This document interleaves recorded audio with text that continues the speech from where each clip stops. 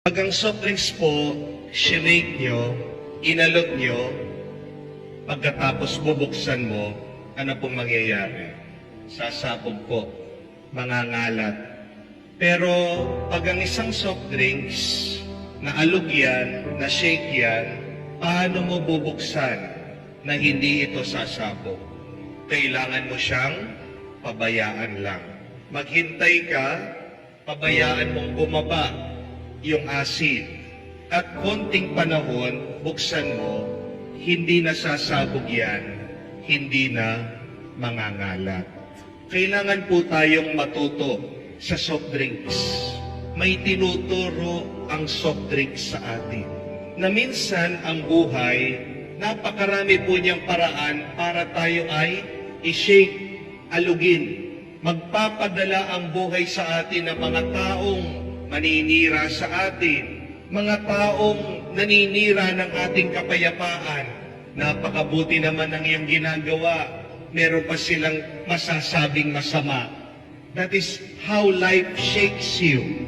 Napakaayos ng iyong pagtatrabaho, aalisin ka. Napakaganda ng iyong negosyo, malulugi ka. That is how life shakes you. Napakaganda ng iyong pangangatawan, wala ka naman nararamdaman. Bigla-bigla, makikita, ay sakit ka. Yung mahal mo sa buhay, hindi mo in-expect, bigla-bigla, mawawala.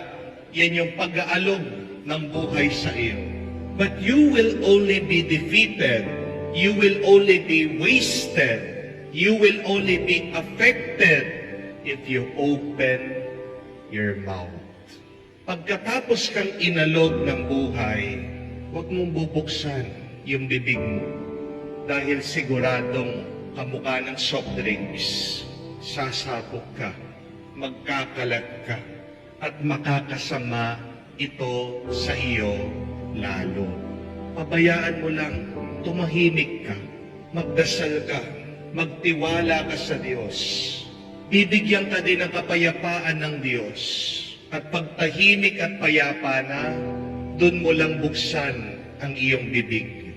Pagkabukas, makikita mo, merong isang matamis na grasya na matitikman mo at malalasa ng iba. Sa ating pong binasang Ebanghelyo, may dalawang karakter na parang misto lang soft drinks. Anong pagkakaiba po ni Zacarias at ni Santa Isabel? Parehas lang naman po silang affected. Parehas po silang malungkot. Inalog sila ng buhay, wala po silang anak. Gusto nilang magkaroon ng anak, pero hindi sila magkaroon ng anak. Mabuti naman po sila. Hindi po sila nagmimintis sa pagdarasal. Lahat daw ng batas ng Panginoon, ginagawa nila. Pero bakit hindi sinasagot ng Diyos ang kanilang panalangin? They were also shaken. Inalog sila ng buhay. Ang pagkakaiba ito, si Zacarias agad-agad binuksan ang kanyang bibig. At nung binuksan niya ang kanyang bibig, ang lumabas, masama. Pagdududa, pagrereklamo, nangalat siya. Pero itong kanyang asawa, si Santa Isabel, pinabayaan niya. Kahit na malungkot siya, pinabayaan niya, nagtitiwala siya sa Diyos. At nung dumating na ang sapat na panahon, nung binuksan niya ang kanyang bibig, ang lumabas po, hindi pagkasira, hindi masama, kung hindi pagpupuri, pasasalamat sa Diyos. Sabi niya, hindi naman pala ako nakalimutan ng Diyos. My dear friends, let us guard our mouths.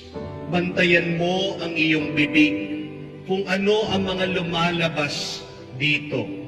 Dahil depende sa lumalabas sa iyong bibig, yan ang magiging daan ng iyong sumpa o bendisyon. Kung ang lalabas lang sa iyong bibig ay pagrereklamo, paninira, huwag ka na munang magsalita. Ang pinaka magandang panahon para magsalita ay ang panahon na tayo ay nagdarasal at magpupuri sa Diyos. We are reminded that no matter how life shakes us, we do not need to be affected. We do not need to be defeated. We do not need to be wasted. Pag ikaw ay nagrereklamo sa buhay, dinadagdagan mo pa ang iyong problema. Amen? Because remember this, my dear friends, complaining does not solve things. Kahit na paano ka magreklamo, hindi makakatulong yan sa problema mo. And sometimes, the more that we complain, the more that we add to our problems. The more that our problems gets worse. Stop complaining. Stop saying bad things. Stop opening your mouth only to say bad things.